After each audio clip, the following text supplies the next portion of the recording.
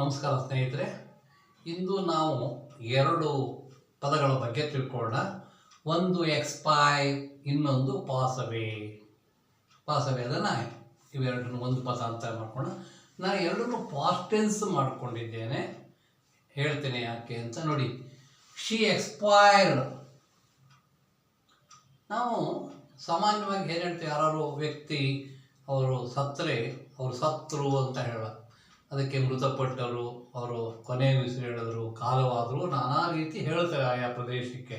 ಅದು ಆಗದೆ ಇದ್ದವರು ಗೊಟ್ಟಕ್ಕಂದ್ರು, ನೆಗೆದು ಬಿದ್ದರು ಅಂತೆಲ್ಲ ಹೇಳ್ತಾರೆ. ಆದರೆ ಇಂಗ್ಲೀಷಲ್ಲಿ ನೋಡಿ, ಎಕ್ಸ್ಪೈರ್ ಅಂದರೆ ಭಾಳಷ್ಟು ನಮ್ಮ ಸ್ಟ್ಯಾಂಡರ್ಡ್ ಡಿಕ್ಷನರಿ ದುರದೃಷ್ಟವಶಾತ್ ಅವನು ಕೊನೆ ಉಸಿರೆಳೆದ, ಮೃತಪಟ್ಟ ಅಂತ ಹಾಕಿದ್ದಾರೆ. ಬಹುಶಃ ಅದು ಸರಿ ಅಲ್ಲ ಅನಿಸುತ್ತೆ.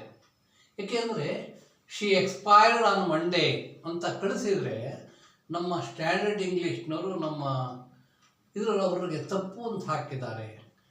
ಅದಕ್ಕೆ ನೋಡಿ, ಈ ಎಕ್ಸ್ಪೈರ್ ಅನ್ನೋ ಪದ ಯಾಕೆ ಬಂತು ಅಂತ ಅಂದರೆ, ನಮ್ಮಲ್ಲಿ ತೀರು ಹೋಗ್ಬಿಟ್ರು ಅಂತ ಹೇಳ್ತಾರೆ. ಭಾಳಷ್ಟು ಜನ ಕಾದಂಬರಿಯಲ್ಲೂ ಬರೀತಾರೆ. ಭಾಳಷ್ಟು ಜನ ತೀರು ಹೋಗೋದು ಅಂದರೆ ಒಂದು ಅವಧಿ ಮುಗಿದೋಗೋದು ಅಷ್ಟೇ. ನೋಡಿ, ತೀರು ಹೋಗ್ಬಿಡ್ತು, ಒಂದು ಅವಧಿ, ಎಂಡಿಂಗ್ ಆಫ್ ಎ ಪೀರಿಯಡ್ ಅಂತ ಹೇಳ್ತಾನೆ ಅಷ್ಟೇ. ಅಥವಾ ಡೇಟ್ ಕೊಟ್ಟಿರ್ತಾರೆ ಒಂದು ಔಷಧಿಗೆ, ಅದು ಎಕ್ಸ್ಪೈರಿಂಗ್ ಡೇಟ್ ಅಂತ ಹೇಳ್ತಾರೆ. ಅದನ್ನು ನಾವೇನು ಮಾಡಿದ್ದೀವಿ, ಮುಗಿಯೋದು ಅನ್ನೋದಕ್ಕೆ ಮನುಷ್ಯನಿಗೂ ಎಲ್ಲ ವ್ಯಕ್ತಿಗಳಿಗೂ ಅದನ್ನು ನಾವು ಹಾಕೊಂಡ್ಬಿಟ್ಟಿದ್ದೇವೆ ನಾವು ಇಂಡಿಯನ್ಸು. ಅದು ಭಾಳಷ್ಟು ಜನ ಯೂಸ್ ಮಾಡ್ತಾರೆ. ಆದರೆ ನಾನು ಎಂಜಿನಿಯರಿಂಗ್ ಕಾಲೇಜಿಗೆ ಬಂದು ಅಧ್ಯಯನ ಮಾಡಿದಾಗ ಇದು ಅಲ್ಲಿ ತಪ್ಪು ಅಂತಿತ್ತು. ಹುಡುಕಿದಾಗ ಡಿಕ್ಷನರಿ ಎಲ್ಲೂ ಸ್ಟ್ಯಾಂಡರ್ಡ್ ಇಂಗ್ಲೀಷ್ ಡಿಕ್ಷನರಿ ಎಕ್ಸ್ಪೈರ್ ಅಂತ ಅಂದರೆ ಸಾವು, ಸಾಯಿ ಅಂತ ಬರೆದಿಲ್ಲ. ಅವಧಿ ಮುಗಿಯೋದು ಅಂತ ಅಂದರೆ ಅವರ ಅವಧಿ ಮುಗಿತು. ನಾವು ಈ ಲೆಕ್ಕದಲ್ಲಿ ಆತ ಸತ್ತ ಅಂತ ಹೇಳೋದಕ್ಕೆ ಎಕ್ಸ್ಪೈರ್ ಹೇಳ್ತೇವೆ. ಕನ್ನಡದಲ್ಲಿ ತೀರಿ ಹೋಗ್ಬಿಟ್ರು, ತೀರಿಕೊಂಡರು, ತೀರಿ ಹೋದಳು, ತೀರಿ ಹೋದ ಅಂತಾರೆ ಭಾಳಷ್ಟು ಜನ. ಇವನ್ನು ಕರೆಕ್ಟ್ ಬುಕ್ಕಲ್ಲಿ ನಾವು ನೋಡಿದ್ದೇವೆ. ಆದರೆ ಸ್ಟ್ಯಾಂಡರ್ಡ್ ಇಂಗ್ಲೀಷಲ್ಲಿ ಎಕ್ಸ್ಪೈರ್ಡ್ ಅಂತ ಅಂದರೆ ಮೃತಪಟ್ಟರು, ಸತ್ತೋದ್ರು ಅಲ್ಲ, ಅವಧಿ ಮುಗೀತು ಅಂತ. ಯಾವುದೋ ಒಂದು ವಸ್ತಿಗೆ ಅವಧಿ ಕೊಟ್ಟಿದ್ದು ಎಕ್ಸ್ಪೈರ್ ಆಗಿದೆ. ನೋಡಿ, ಎಕ್ಸ್ಪೈರ್ಡ್ ಮೆಡಿಸಿನ್ಸ್ ಎಲ್ಲ ಪೇಪರಲ್ಲಿ ಟಿ ವಿ ನೋಡ್ತಾ ಇದ್ದೀವಿ ನಾವೀಗ. ಅದೆಲ್ಲ ಇತ್ತು, ಕೆಲವು ಕಡೆ ಫುಡ್ ಎಲ್ಲ ಅವಧಿ ಮುಗಿದಿತ್ತು ಅಂತ ಹೇಳ್ತಾರೆ. ಎಕ್ಸ್ಪೈರ್ ಡೇಟ್ ಅಂತ ಹೇಳ್ತಾರೆ, ಅವಧಿ ಮುಗಿದಿದ್ದು. ನಮಗೆ ಡೈಡ್ ಅನ್ನೋದಕ್ಕೆ ಏನಾದರೂ ಬೇಜಾರಾದರೆ ನೋಡಿ, ಇನ್ನೊಂದು ಪದ ಇದೆ ಇಂಗ್ಲೀಷಲ್ಲಿ, ಪಾಸವೇ ಅಂತ. ನೋಡಿ, ಈ ಸಾವು ಅನ್ನೋ ಪದಕ್ಕೆ ನೋಡಿ ಪಾಸಡವೇ. ಪಾಸವೇ ಅಂತ ಅಂದರೆ ಮೃತಪಡುವಂತ. ಪಾಸಡವೇ ನೋಡಿ, ಶಿ ಎಕ್ಸ್ಪೈರ್ಡ್ ಇನ್ಕರೆಕ್ಟ್, ತಪ್ಪು. She passed away, died.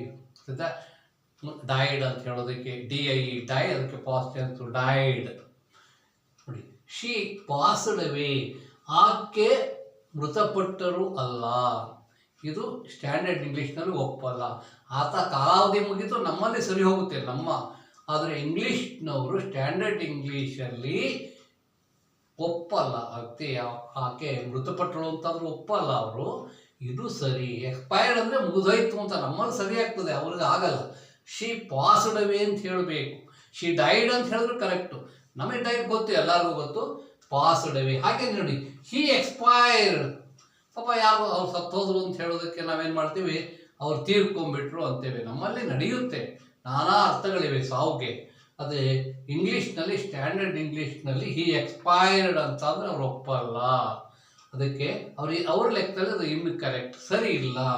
ನೋಡಿ, ಹಿ ಪಾಸ್ಡ್ ಅವೇ, ಅವರು, ಆತ ಮೃತಪಟ್ಟರು, ಆತ ಸತ್ತರು. ಇದು ಕೊನೆಯಾಯಿತು ಅಂತ ಅರ್ಥ. ಕೊನೆಯಾಯಿತು ಅಂತ ನಮ್ಮಲ್ಲಿ ಸರಿ, ಆದರೆ ಅವರಲ್ಲಿ ಆಗಲ್ಲ. ಅದು ಸ್ಟ್ಯಾಂಡರ್ಡ್ ಇಂಗ್ಲೀಷ್ನಲ್ಲಿ she expired, he expired, incorrect, ತಪ್ಪು. She passed away, he passed away ಸರಿ. ಅದಕ್ಕೆ ನಾನು ಇವತ್ತು ನನ್ನ ಉದ್ದೇಶ ಇಷ್ಟೇ. ಇದರಲ್ಲಿ ಮಕ್ಕಳಿಗೆ 1 ಮಾರ್ಕ್ ಹೋದರೆ ಅವನಿಗೆ 50-60%, 40% ಎಷ್ಟೋ ಇರುತ್ತೆ.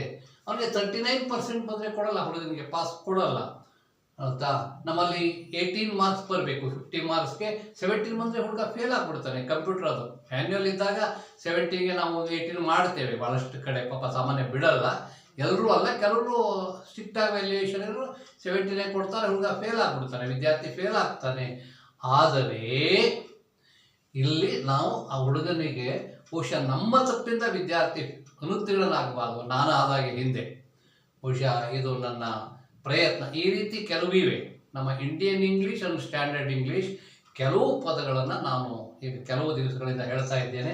ಬಹುಶಃ ಇದರಿಂದ ನಮ್ಮ ವಿದ್ಯಾರ್ಥಿಗಳಿಗೆ ಇಂಗ್ಲೀಷ್ ಹೆಚ್ಚು ಅಭಿವೃದ್ಧಿಪಡಿಸ್ಕೊಳ್ಬೇಕು ಅಂದವರಿಗೆ ಅನುಕೂಲ ಆದರೆ ನನ್ನ ಶ್ರಮ ಸಾರ್ಥಕ. ಮುಂದಿನ ತರಗತಿಯಲ್ಲಿ ಭೇಟಿಯಾಗೋಣ. ನಮಸ್ಕಾರ.